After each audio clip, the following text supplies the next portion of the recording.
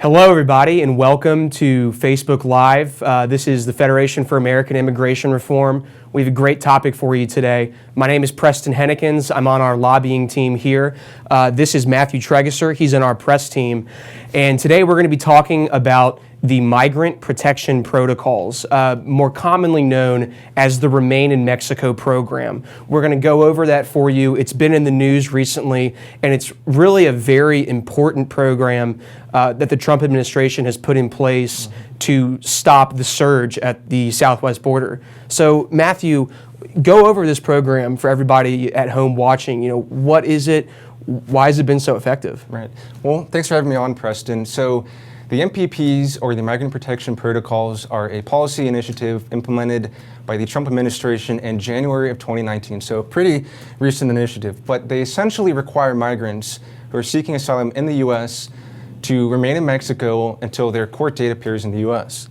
Now, the administration implemented this policy for three main reasons. The first was to deter migrants who are coming here for economic reasons. And unfortunately, under U.S. asylum law, seeking better wages does not qualify for asylum. You have to be persecuted by your government based on your race, religion, nationality, political opinion, or membership to a particular social group. The second reason why the Trump administration implemented this was to end the catch and release loophole that was driving our southern border crisis mainly last year. We had nearly 1 million illegal alien apprehensions at our southern border, so that was a historic high, more than essentially in a decade.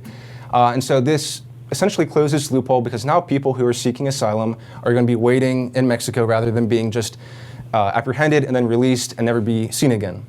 And lastly, the third reason why they implemented this was to expedite the asylum process for asylum seekers. So now bona fide asylum seekers who are coming to seek asylum in the U.S. could have a faster asylum process in a matter of weeks rather than just a few years with our huge backlog of asylum cases. Right, and so this program was put in place especially after the events of May 2019. Everyone might remember this was when there were hundreds of thousands of people arriving at the border. Every day Border Patrol agents were completely overwhelmed, and unique to this crisis was that aliens would cross the border and then go and find the Border Patrol to turn themselves in to begin the asylum process. The last time that we really saw numbers like this was in the early 2000s. And in that case, it was usually single males just coming in to find work, and they would really try to evade Border Patrol and just, avoid all kinds of detection. So it's interesting that our asylum laws were then used by these aliens to come in, essentially abuse them, like you said, and then they would just be released into the country with a slip saying, please arrive at immigration court on this day. And you brought up a good point that when our immigration court backlog is over 1 million people long, they're not being seen for 2 or 3 years. Right. And so the Migrant Protection Protocols are just one of the administration's ways that they're able to combat this.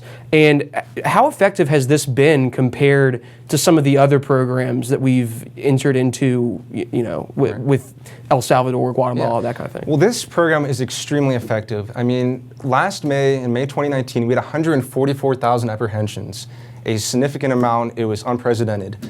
Last month, we had 36,000 illegal alien apprehensions at our southern border, so that's a 75% decrease, and it's going to show you that it's going to deter those with meritless asylum claims. So they've been extremely effective.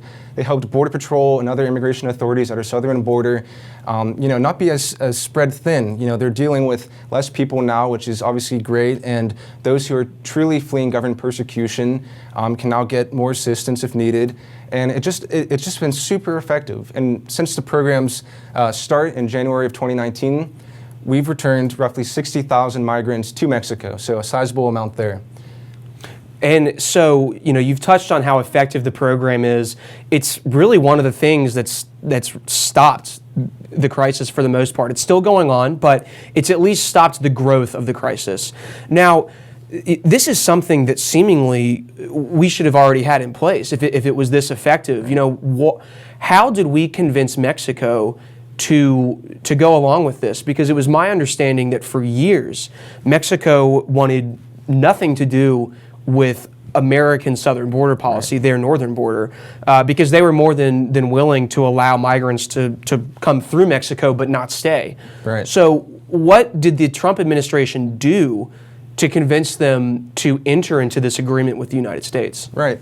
I think clearly, if you guys remember listening out there, the Trump administration threatened to put a tariff on all Mexican exports last year, and I think that in itself, Mexico did not want to be hurt with this tariff threat, and they said, you know what, we're going to be a better partner. We're going to, help with this immigration situation. I think the tariff threat from Trump definitely assisted with this. Right, and it's also worth noting too that they did not want to become a safe third country, Right. Similar to agreements that we have with Canada, where migrants that had come through Mexico and tried to enter the United States would have to go back to Mexico permanently and apply for asylum there. So this was really an interesting way of coercing them into an agreement similar to that, whereas they only just hold them until their court date in the United States. And you mentioned before too that this really does kind of clear the line for people that do have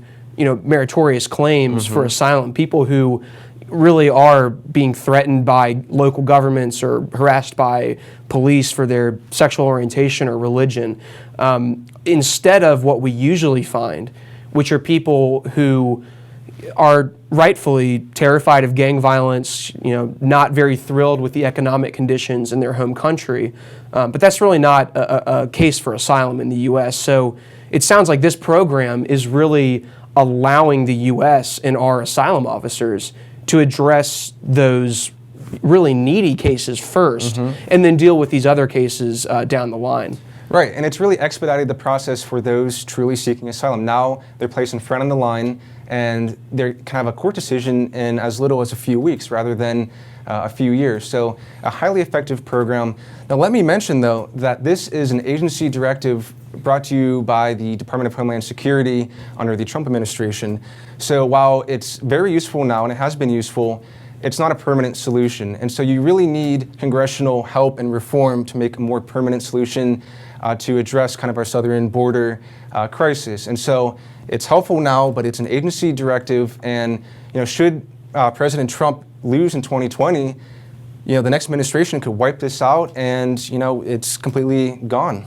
And I wanted to ask you about that specifically, because this is obviously not a program that has congressional authorization. This is an agency directive that President Trump ordered at the time. And so it's hard to imagine that a President Biden or President Sanders would not immediately get rid of this on day one. And in fact, I can only speak for Senator Sanders' platform online. He has already said that he's overturning every immigration-related executive action taken by this administration on January 21st, 2021, if he's elected president.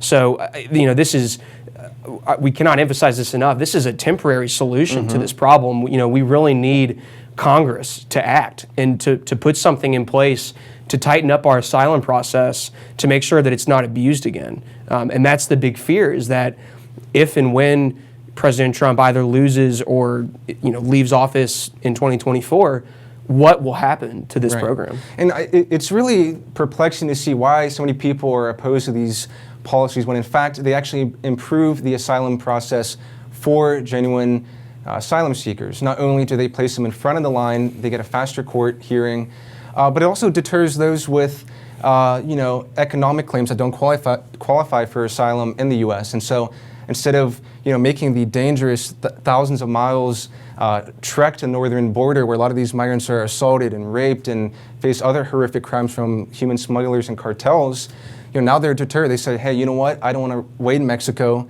I realize my claim is really not that legitimate. I'm not being persecuted. I'm just trying to get paid double now.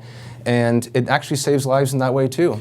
And there's been a lot of media reports and frankly, media hits on this program describing it as cruel, as mean-spirited, as I've seen claims written where this is worse than the wall, that kind of thing. Yeah. And so, is any of that true? Because I imagine that this is, in a way, really no different than if the aliens were being held in detention in Texas. Right.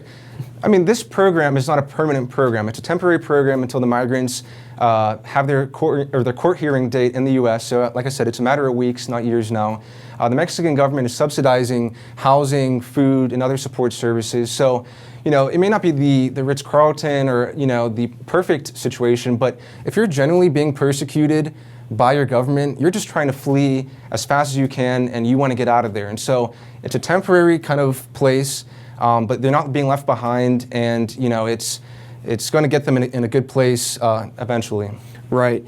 And so I want to move on to how this program has been in the news recently. There's been two very high-profile court decisions from the Ninth Circuit Court. So explain to us what these decisions were, what they mean for the program moving forward, and if we've now seen the end of MPPs as we see them today. Right. So the Ninth Circuit Court of Appeals in California actually ruled just yesterday that the MPPs are going to be halted in California and Arizona. So not across the entire southern border, but in two prominent, huge states there. So this will go into effect next week, actually next Wednesday. But the Trump administration is going to send this to the Supreme Court and hopefully overturn this because, like I said, the program is so effective in regaining control of our southern border. And, this circuit court, the Court of Appeals, the Ninth Circuit, they stymie pretty much any Trump administration immigration initiative. And it's no surprise that they did this. But we're hoping that the Supreme Court can rule on this in a quick fashion and hopefully, keep the program in place.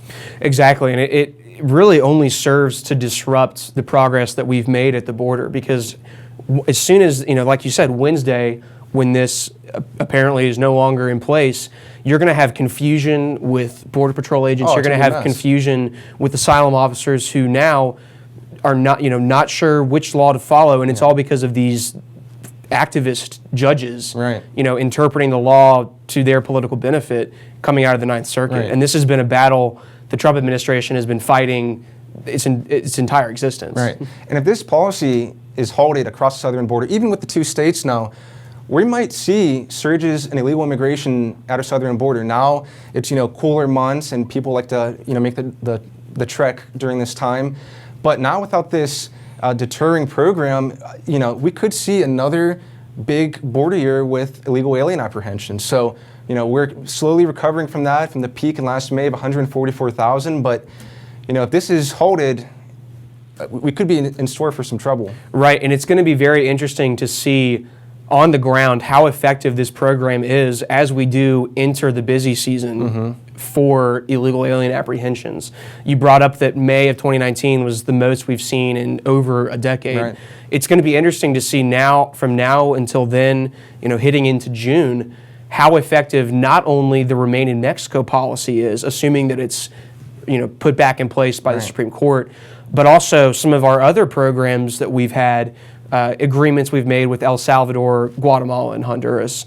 And so, for those of you watching at home, we're going to keep you updated on all of these developments because that's something that's going to be a real measure of the president's success in this arena. And so, closing thoughts here, Matthew. Do you have anything else about MPP that you don't think we touched on today? No, I think we have a pretty good summary here. For those that are interested more in the program, there was an op-ed I recently wrote for the Daily Caller, and you can check it out at our website at fairus.org.